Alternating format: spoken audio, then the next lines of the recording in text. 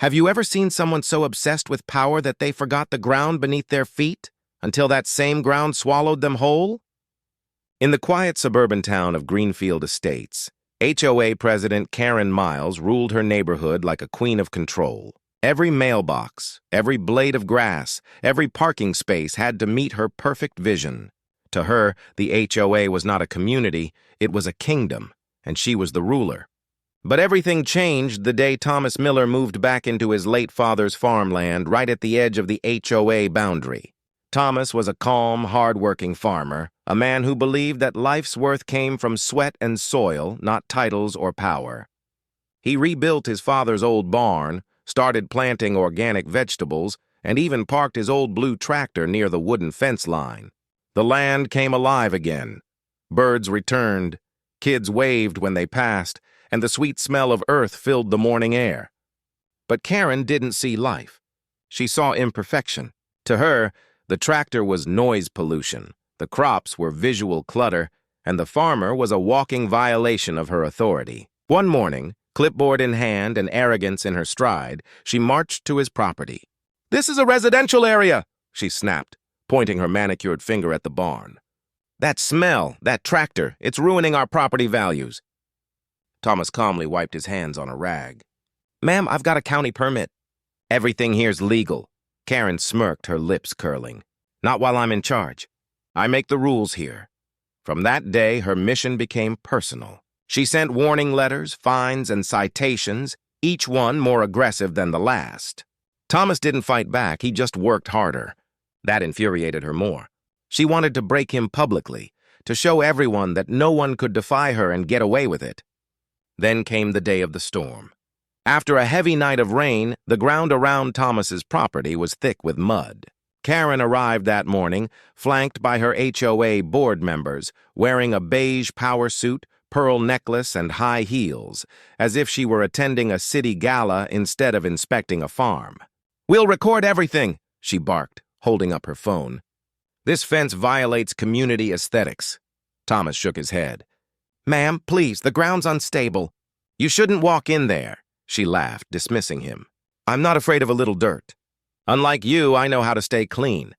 Then she stepped forward, ignoring the warnings. The moment her stiletto heel hit the soft soil, the earth sucked her in. There was a loud squelch as mud swallowed her foot. She gasped, trying to pull back, but the suction held firm. "Oh my God, I'm stuck!" she shouted, yanking at her leg. Thomas reached forward. "Hold on, let me help you." She jerked away. "Don't touch me," she snapped, and then her other foot slipped. With a sharp cry, she lost balance and fell forward, face first, straight into the mud pit with a loud splat. Everyone froze. Then, like a wave breaking, laughter spread among the HOA members. One whispered, "She's covered from head to toe." Karen pushed herself up, gasping in fury. Mud dripped from her hair, her beige suit turned brown, her pearl necklace snapped and dangled. Her expensive phone was gone, swallowed by the muck. "This is your fault!" she screamed at Thomas. He looked at her with calm eyes and said softly, "That's just gravity. And maybe karma." The rain started falling again as Karen stood trembling, humiliated, her once perfect image drowned in the very dirt she despised. The rain poured harder, drenching the field as Karen tried to regain her footing. Each step she took made things worse. The mud clung to her legs, pulling her down as if nature itself wanted her to stay. Her shoes were gone, her hair was plastered against her face, and every attempt to move sent more laughter through the small crowd of board members and neighbors who had gathered to watch. Thomas extended his hand again, genuine concern in his voice. "Please let me help you before you get hurt." Karen spat out a chunk of mud and hissed, "I don't need help from a filthy farmer."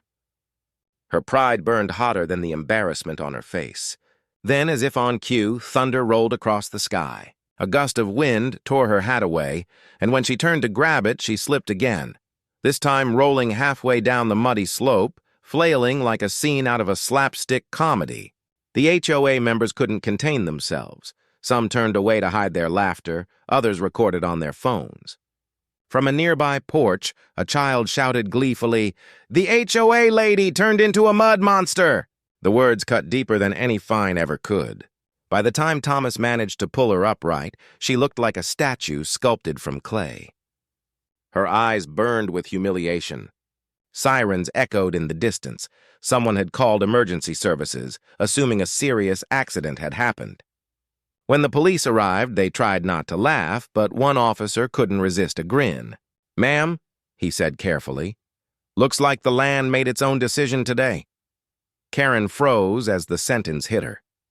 Everyone around her, board members, officers, even the neighbors she once controlled, were smiling, chuckling, enjoying the moment. She was no longer the ruler of Greenfield Estates. She was its punchline. The next morning, the video went viral. The title read, "HOA President Falls into Farmer's Mud Pit. Instant Karma." Within hours, millions watched. Comments poured in. "She had it coming. Don't mess with farmers. The mud knows the truth." Karen became an internet meme. Mud Queen Karen. The HOA held an emergency meeting that afternoon. For misconduct and damage to community reputation, she was removed from her position as president.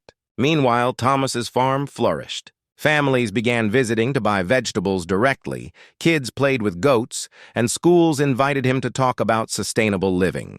Reporters came from local news channels, and everyone wanted to hear the story of the farmer who stood up to the HOA and won. 1 week later, Karen sat alone in her immaculate white kitchen, her stained shoes by the door like relics of defeat.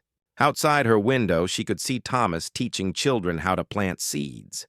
Their laughter filled the air, carried by the same breeze that once carried her commands. She stared for a long moment, her reflection pale against the glass, and whispered, "Maybe the land was never dirty. Maybe I was." But the world had already moved on. In Greenfield Estates, people learned a quiet truth that day. Power without respect always sinks in its own mud, and no title can save you when karma decides to get its hands dirty.